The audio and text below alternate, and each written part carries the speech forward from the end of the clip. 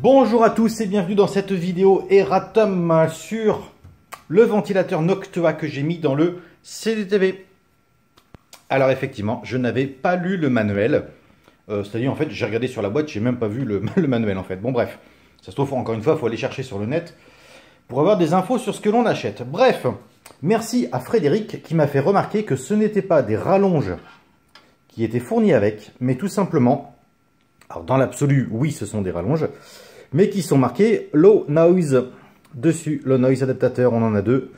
Là, NARC10 et NARC12.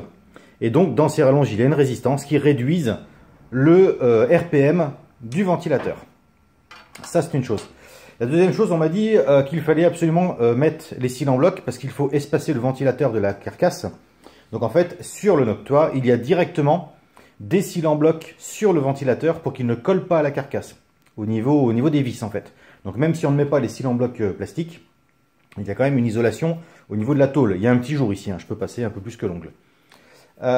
Autre chose, on m'a proposé de faire la découpe de la partie arrière, parce qu'effectivement, c'est une découpe à l'ancienne, et l'air en passant au travers provoque du bruit, génère des vibrations, et un son parasite. Mais, comme je l'ai dit, mon CDTV, je veux que d'extérieur, il paraisse le plus d'origine possible, et je n'aime pas modifier les machines, donc je n'opterai pas pour cette solution. Maintenant, qu'est-ce que ça donne si je branche donc les deux réducteurs de son l'un à la suite de l'autre? Alors, tout simplement, on va prendre le premier, le brancher là. On va prendre le deuxième, le brancher là. Alors, ça fait très long, hein. L'idéal, ce serait de démonter les rallonges pour regarder quel type de résistance il y a à l'intérieur et puis souder directement au-dessus. Pour l'instant, on va simplement se contenter de le brancher, voir si ça change réellement quelque chose. Je réutilise mes petits pieds de condensateur. Tac. Toujours dans l'idée de ne pas modifier les câblages d'origine. Tac. On cherche le rouge est au milieu. On utilise le rouge et le noir. Tac. J'isolerai après, bien évidemment, et je mets en route.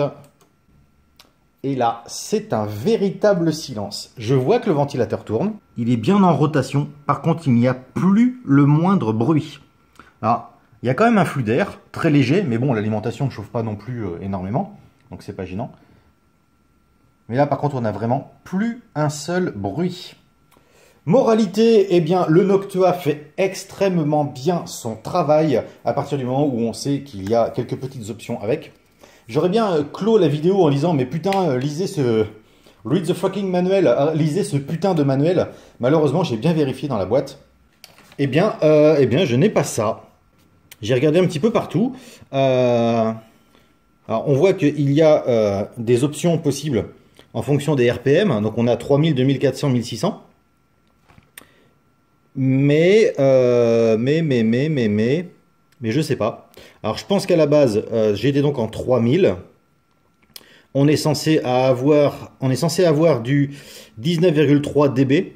Et donc là, vu que je suis au maximum, on est à 8,2 théorique. Donc on est quand même sur un silence quasi absolu. Donc là, c'est vraiment top. Ah oui, donc là, on voit que ce sont les low noise adaptators. Bon, il n'y a pas vraiment de manuel, mais c'est pas... Bon, je cherche des excuses. Si j'avais un peu mieux cherché, je l'aurais su. Bref, tout ça pour dire que le remplacement des ventilateurs peut se faire donc avec du Noctua à partir du moment où on prend en compte les réducteurs de bruit. Ça, c'est très intéressant. Et une autre chose, c'est que j'ai eu un petit commentaire là sur Facebook qui disait que de toute façon, il fallait remplacer les ventilateurs parce qu'ils ne vivraient jamais aussi longtemps que les Noctua. Là, je vais quand même contredire la personne parce que les deux que j'ai d'origine, donc celui-ci qui était dans mon CDTV qui est très sale et celui-ci qui est très propre, à l'inverse, à mon avis, ils sont très loin de lâcher. Je pense que les ventilos de cette époque-là étaient quand même de très très bonne qualité. Là, ils ne l'ont pas, ils n'ont pas négligé sur la qualité des produits. Pour donner un ordre d'idée, mon ampli Sono, qui est un QSC californien 1200, qui date des années début 80, est équipé aussi en Panaflow comme ça, qui sont des roulements qui coûtent relativement cher et qui sont d'extrêmement bonne qualité. Bref, Fin de cette vidéo donc sur le ventilateur du CDTV. Si jamais vous voulez réduire son bruit, bah maintenant vous savez que vous pouvez utiliser Noctua avec ses réducteurs de bruit. C'est très efficace. Donc voilà, c'était mon petit erratum. Je vous remercie d'avoir regardé cette vidéo et on se dit à très bientôt.